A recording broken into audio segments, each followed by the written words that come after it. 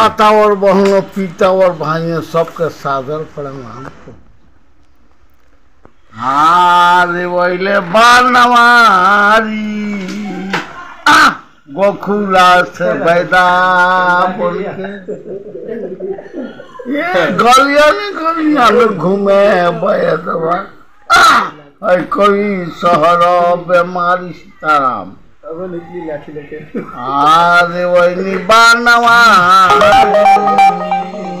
गोखुला से बैदा बोल के गलियन घूमे ले बैदवा कोई शहर बेमारी सीताराम।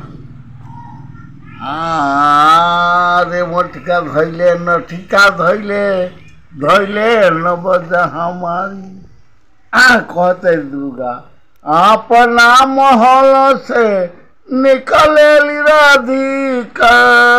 हे भगवान दे बजा चिरो हमारी बड़ी धनिया खोली दाना बजर के मारी।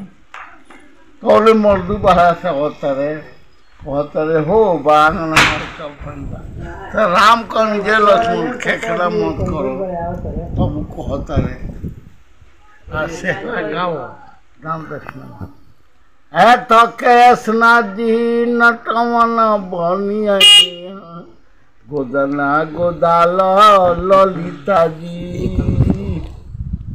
तो गोदना के गोदाल रे धनिया कादी कर बुदानमा गोरी केला मचिया रे बैठल तोर भवानी बारू ए लालना अरे गोतिर बारू ए बाबू अरे गोदिया रे खेले तोर लाला नवा जंगनवा ए तोहर भइले हो मचिया बैठल मोरा भवानी बारू अवरो ए रानी गोतिन बारू हो अरे लहर